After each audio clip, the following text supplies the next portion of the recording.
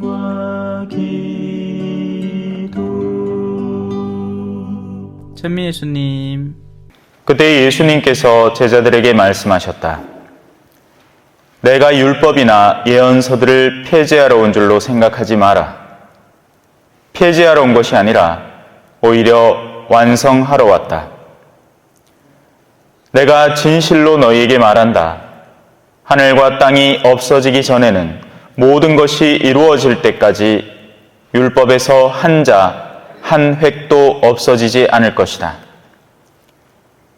그러므로 이 계명들 가운데에서 가장 작은 것 하나라도 어기고 또 사람들을 그렇게 가르치는 자는 하늘나라에서 가장 작은 자라고 불릴 것이다. 그러나 스스로 지키고 또 그렇게 가르치는 이는 하늘나라에서 큰 사람이라고 불릴 것이다. 주님의 말씀입니다.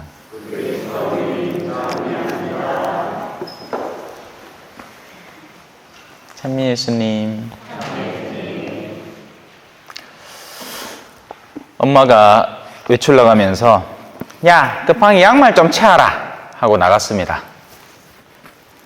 이 친구 양말만 싹 집어다가 다른 데 채워놓고 그 다음에 라면 끓이가 방에서 먹으면서 뒤따 엎어놓고 또 뭐 코 파갖고 옆에 갖다 놓고 다 해놨어요. 그럼 치운 거 맞습니까? 엄마가 와서 묻습니다. 야, 방 꼬라지가 이게 뭐고? 왜? 양말 치우라면서 치웠잖아요. 말이 안 된다고 생각하죠. 하지만 우리의 신앙의 모습이 적지 않은 경우에 그렇습니다. 그래서 계명을 완성한다는 것은 하나님께서 근본적으로 의도하는 바를 성취하는 것을 의미하지 우리가 알고 있는 계명의 조각들을 그냥 몇 개 던져 넣어서 맞춰내는 것이 아니란 말이죠. 오늘 강론은 일부러 좀 적어왔습니다. 제목은 이렇습니다. 계명을 어기다. 그리스도의 가장 핵심 계명이라고 한다면 단연코 사랑입니다. 사랑만 기억하면 돼요. 그래서 뭐 이거저거 다 모르겠다. 그러면 사랑만 떠올리면 됩니다. 물론 그걸 그냥 떠올린다고 올바른 사랑이 되는 건 아니겠죠. 이 사랑은 두 가지 구조로 나눠져 있습니다. 우리가 십자가를 보면서 맨날 떠올릴 수 있듯이 하나는 하느님을 향한 사랑, 다른 하나는 이웃과의 사랑입니다. 둘 다 문제가 되죠. 하느님을 어찌 사랑해야 하나, 또 이웃은 어찌 사랑해야 하나. 거의 대부분이 이 두 개 때문에 부딪혀서 고해소에도 들어옵니다. 보통은 이제 후자 쪽이 더 많죠. 하느님이야 뭐 내가 무하든 뭐 아무 소리도 안 해. 그냥 그런 줄 알고. 사실은 하느님과의 관계에서 이웃과의 관계까지 뻗어나가는 건데 그렇습니다. 그래서 하느님을 사랑하지 않고 이웃을 사랑하지 않을 때 제가 제일 제목에 말씀드린 계명을 어기는 일이 되는 거겠죠. 하지만 우리는 질문해 봐야 됩니다. 과연 무엇이 하느님을 사랑하지 않는 일일까요? 미사에 나오면 하느님을 사랑하는 것일까요? 미사에 나오지 못하면 하느님을 사랑하지 않는 것일까요? 미사에 나오면서도 하느님을 사랑하지 않을 수도 있나요? 미사에 나오지 못하지만 하느님께 대한 뜨거운 마음을 품을 수 있나요? 뭐 여러 가지 질문이 가능할 겁니다. 우리가 상상하는 하느님이 있고 실제 존재하시는 하느님이 계십니다. 거의 대부분의 사람들은 이 상상 속의 하느님을 믿고 자기 나름대로 만들어 놓은 이 하느님을 상정해 놓고 그분을 믿는다라고 표현하고 있는 경우가 많습니다. 자, 우리가 실제 하고 있는 행동 가운데 여기 부합하는 게 있는지 한번 찾아보십시다. 이 상상의 하느님은 아주 조잡한 분입니다. 그래서 우리가 드리는 외적인 걸 몇 개 받고는 아이고 좋다 하는 분입니다. 미사 하나 던져드릴게. 그 받고 떨어지소. 묵주기도 요마에, 자, 오늘 인심 썼다. 5단 넘어갔고 10단 했다. 자, 애따 받아서 하면 그 하느님은 이런 거 받고, 아이고, 좋아라. 아이고, 내 묵주기도 5단 받았다. 아이고, 좋다. 내 미사한데 받았다. 이러는 분입니다. 뭐 이상하죠? 안 이상한가요? 하지만 우리는 그런 상상의 하느님을 갖고 있는 경우가 적지 않습니다. 또 다른 경우에 보험금 5,000원 내다가 오늘 기분이다 10,000원 냅니다. 자, 하느님 기분 좋죠? 뭐 이렇게 합니다. 다 당신이 만드셨는데, 그죠? 당신이 만드셔서 그 사람의 건강도 존재하는 것이고, 당신이 만드셔서 그 사람이 돈을 벌 수 있는 능력조차 갖고 있는 것인데, 그 사람은 오늘 하느님한테 내 인신 쓴다. 에따 10,000원 하면 이제 하느님 기분 좋아져야 되는 겁니다. 자기의 상상 속의 하느님은 그렇죠. 또 묵주기도, 그죠? 아까도 얘기했듯이 기도 작은 거 하다가 뭐 5단 하다가 20단짜리 해서 양팔 들고까지 하마, 팔을 덜덜덜덜 떨어가며 하마, 하느님이 역시 좋아할 거라고 생각합니다. 야야, 팔 안 아프나? 내리라. 기도 피나게 해라, 피나게. 와카노. 그런 말은 전혀 들리지 않죠. 자, 이런 하느님은 실제로는 전혀 존재하지 않습니다. 없는 하느님입니다. 이런 하느님은 없습니다. 그저 종교를 장사 속으로 만들려는 이들의 편의에 따라서 만들어진 하느님입니다. 왜? 그런 하느님이라야 사람들이 현재 내어 바치는 성전의 곡물들을 더 확장하고 늘릴 수 있기 때문입니다. 하느님한테 사랑받고 싶나? 그나마 지금 이렇게 만원짜리 내 갖고는 사랑 못 받는다. 다음부터 20,000원씩 내서 20,000원 그까도 안 된다. 다음부터는 50,000원씩 내서 성당 안 나와? 헤헤, 그래가 하느님 사랑받겠나? 다음부터 평일 미사 더 많이 나오소. 시간을 더 많이 성당에 쏟아서. 맞죠? 그래야 종교 장사가 되는 겁니다. 그래야지 돈 벌어 먹고 살죠. 성당이 자꾸 있어야, 성당에다 자꾸 뭘 갖다 바치야 이게 도는 겁니다. 실제 하느님은 전혀 다릅니다. 자, 이제부터 실제 하느님을 조금이라도 알아봅시다. 실제 하느님은 위엄 있는 분이고 진정한 창조주이신 분이며 영원을 지고 계신 분입니다. 그래서 그분은 우리의 일부가 아니라 모든 것을 원하십니다. 어떻게 보면 욕심쟁이라고 부를 수 있지만 그건 우리가 또 상상하는 거죠. 아니에요. 하느님은 원래 당신 것을 돌려받고 싶어 하는 것 뿐입니다. 당신이 그렇게 되라고 세상에 만들어 놓으신 것을 다 받고 싶어 하십니다. 실제 하느님은 우리의 모든 것을 원하십니다. 그런 하느님을 섬기는 올바른 방법은 뭘까요? 외적인 방식에 존재하는 것이 아닙니다. 얼마를 들였느냐, 얼마의 시간을 할애했느냐, 주중에 얼마를 이게 아닙니다. 외적인 행동은 내면의 표출에 불과하죠. 그래서 하느님과 거래를 하려는 사람은 이 정도 하면 만족하겠지, 그런 속셈, 계산적인 속셈을 갖고 있기 때문에 주는 것에 한계가 있는 것이고, 하느님을 올바로 인지하고 그분께 모든 것을 드리려는 사람은 우리가 온 마음과 온 영혼과 온 힘을 다해서 하느님을 사랑할 수밖에 없는 겁니다. 그걸 우리가 알고 있기 때문이죠. 못해서 안달입니다. 더 못해서 늘 안타까울 뿐입니다. 그래서 거기에다가 겸손까지 더하는 거죠. 나 자신의 모자람을 이해하고 있기 때문입니다. 그러면 그 사랑의 구체적인 실행이 어느 한 시점, 성당에 나와서 평일 미사를 참석하는 그 순간, 뭐 주일 미사에 나오는 순간, 아니면 묵주를 잡은 그 순간에만 드러나는 게 아니라 눈 뜨면서부터 심지어는 꿈에까지 왜?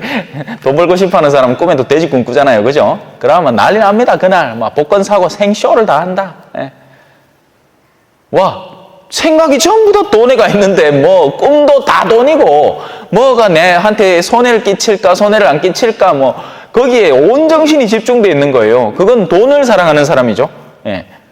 하지만 하느님을 사랑하는 사람은 눈 뜨면서부터 시작해서 내가 이성을 갖춘 그 순간부터 하느님께 어떻게 더 기쁨을 돌려드릴까, 그것만 생각하는 겁니다.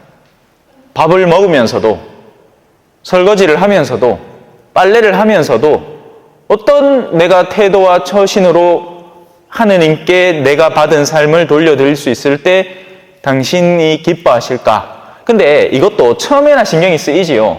나중에는 그냥 자연스럽게 그냥 그렇게 사는 거예요. 우리가 왜 자전거 처음 배울 때나 막 신경 써갖고 핸들은 어떻게 잡고 브레이크는 뭐고 뭐 페달은 어떻게 밟고 뭐 이런 거 연습하지, 나중에 되면 그냥 자전거 타잖아요. 뭐 누가 이거 이렇게 해라 저렇게 해라, 뭐 운전도 마찬가지고, 그죠? 처음이나 뭐 클러치가 뭐고 악셀레이터가 뭐고 브레이크가 뭐고, 이거 옛날 차들 막 복잡했지 않습니까? 매뉴얼 차들. 예? 인자 그냥 타잖아. 예. 열쇠나 대충 챙기가. 그것처럼 이런 생활 패턴에 익숙해지기 시작하는 사람은 하느님을 떼놓을 수가 없습니다. 그냥 하느님이 옆에 있어. 나를 항상 지켜보시고 나를 온통 아시는 분 앞에 내가 낱낱이 밝혀진 채 서 있는 겁니다. 그것뿐이에요. 그러면 전화를 받더라도 하느님 안에서 받을 것이고, 어떤 일을 하더라도 하느님 안에서 일을 하는 거죠. 아무리 세속 안에 가장 세속적으로 보이는 일 안에 있다 하더라도 이 사람은 하느님과 떨어져 있지 않은 사람이 되는 겁니다. 여기까지 이해되시죠? 예, 너무 진지하신 것 같아서. 자, 그래서 하느님이 원하시는 일에 그 사람은 자기가 가진 모든 것으로, 만약에 목소리를 갖고 있다, 그럼 목소리를 봉헌하는 거죠. 노력을 갖고 있다, 그럼 그 노력을 봉헌하는 겁니다. 만약에 내가 돈을 많이 벌어서 금전이 많다, 그러면 그 금전적인 것으로 가난한 이들을 돕는 데 헌신하는 거죠. 지 돈 더 버는데 노력하는 게 아니고. 그것이 진정한 봉헌이 되는 것이고, 그것이 진정 하느님을 사랑하는 일이 되는 겁니다. 하느님은 모든 것을 원하시기 때문에 모든 것을 돌려드려야 비로소 하느님을 사랑하고 있는 중이다 할 수 있는 거죠. 그게 그분이 이미 우리에게 부어주신 사랑. 어제 그래서 그 종의 비유가 있었잖아요. 그죠? 먼저 어마어마한 돈을 탕감받은 종에 대한 이야기가 나오지 않습니까? 그 사랑에 아주 조금이나마 빛을 더해드리는 그 과업이 되는 거죠. 자, 이제 첫 번째 사랑을 잠깐만 내려놓고 이제 두 번째 사랑으로 들어가 봅시다. 사실은 우리가 더 고민하는 바죠. 이웃과의 사랑입니다. 쉽지 않아요. 그죠? 쉽다고 누가 얘기합니까? 누가 사랑을 아름답다 했는가?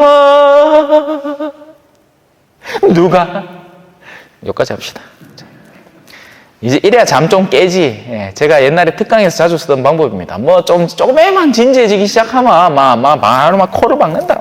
베드로 목상 맞습니다. 옳토소이다 막 해서. 그때 노래 한 곡 딱 하면 아이고 노래는 들어야지 하고 또 정신 차리더라.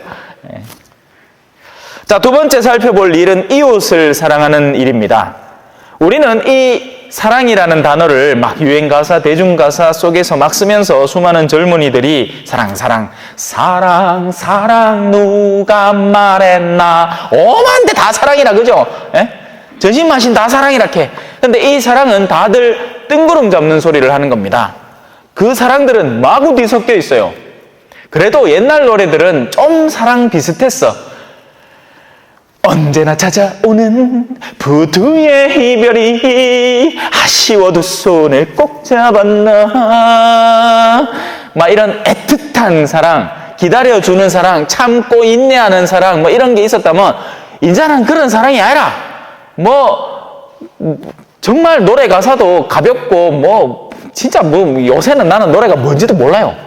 제대로 들어본 적도 없어. 듣고 싶은 마음도 없더라고요.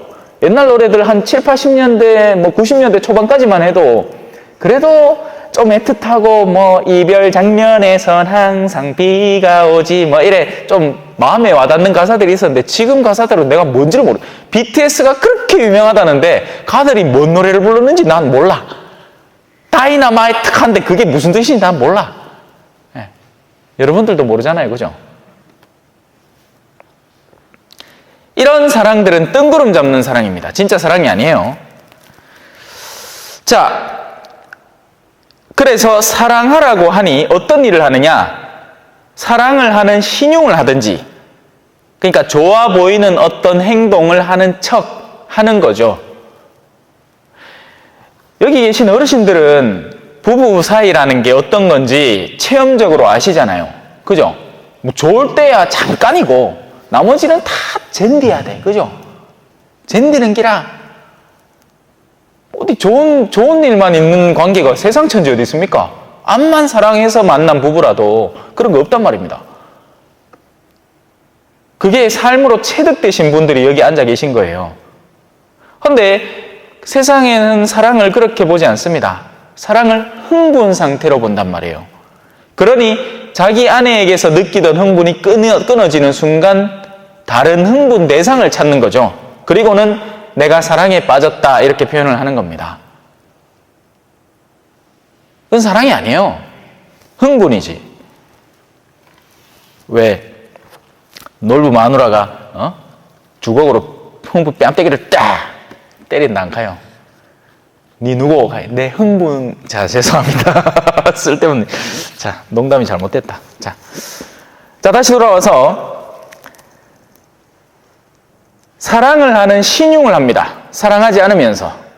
실제 사랑은 뭔지도 모르면서 사랑을 흉내내는 거예요.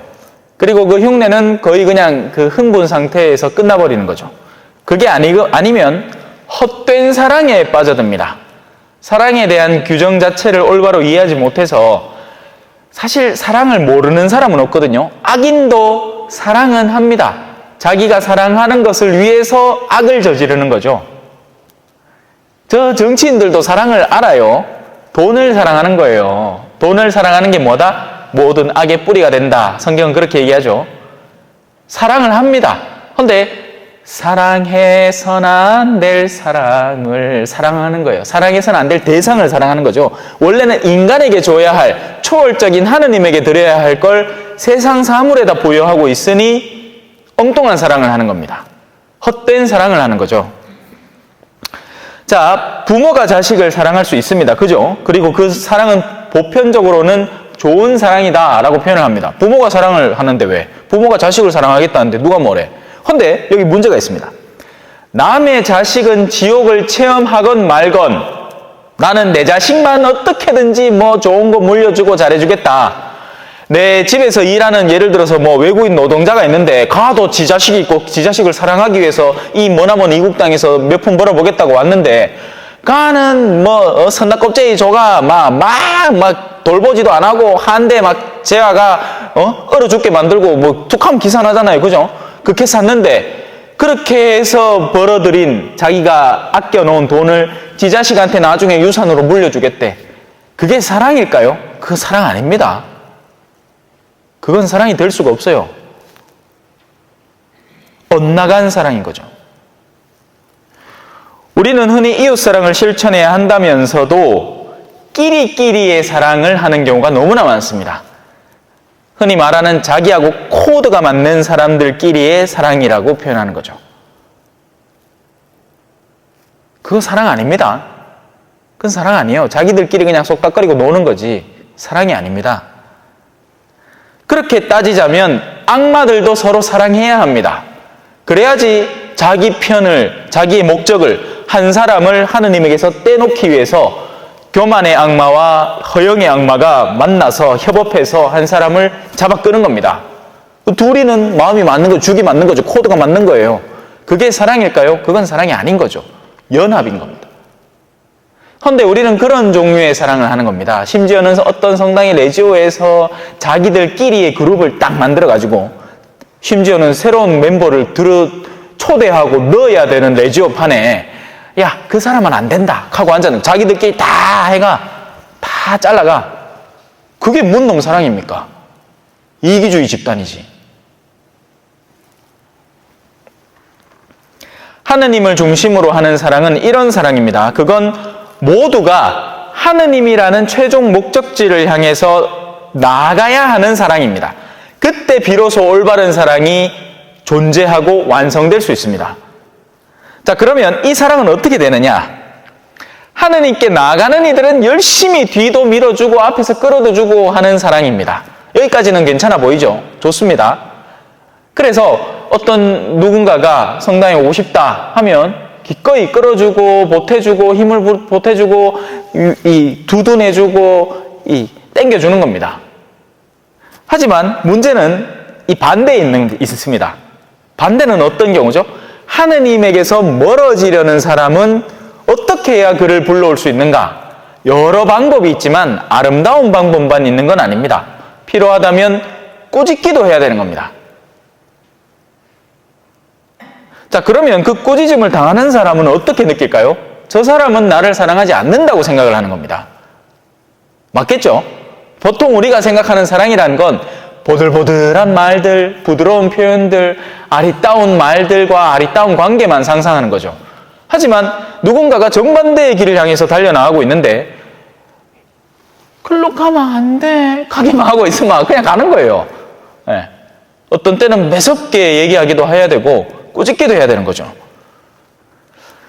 예수님이 왜 성전에서 상인들을 쫓아냈을까요? 채찍을 들고? 왜 바리사이와 율법학자들과 나를 세워가면서 그들의 말에 이 반박을 하기도 했을까요? 왜냐하면 그들을 사랑했기 때문입니다. 우리는 착각합니다. 예수님은 그때는 그들을 미워했다. 아니요, 예수님 안에는 미움이 존재하지 할 수가 없습니다. 사랑 그 자체이신 분이기 때문에. 그 사랑이 어떻게 표출되느냐의 문제죠. 예수님은 그들을 너무나도 사랑하셨고 그들이 돌아오기를 바랐습니다. 예수님은 그렇게 계명을 완수하신 분, 오늘 성경의 표현대로는 완성하신 분입니다. 그래서 사랑의 계명을 어긴다는 것은 오히려 외적으로는 부드러운 듯이 보이지만 그 내면에 하느님을 사랑하는 마음이 없이 그저 자신의 이해관계에 따라 선별적으로 사랑하는 사람을 말하는 것이죠. 사랑의 계명을 어긴다는 의미는 그냥 겉으로는 부들부들해. 모든 사람한테 허허허거려. 그래서 거짓 예언자는 모든 사람의 친구인 겁니다. 거짓 예언자는 모든 사람이 듣기에 달콤하게 느끼는 말을 계속 건네는 거죠. 우리는 계명을 지켜야 됩니다. 어기는 게 아니라 거꾸로 우리는 계명을 지켜야 됩니다. 즉 계명이 근본적으로 의도하는 바를 올바로 이해하고 그것을 충실히 따라서 살아가야 마땅한 거죠. 그렇게 할 때 우리는 하늘나라에서 큰 사람이라고 불릴 것입니다. 비록 현세에서는 사람들에게 무시당하고 배척당하고 핍박을 당할지라도 말입니다. 아멘. 찬미 예수님, 겸손과 기도.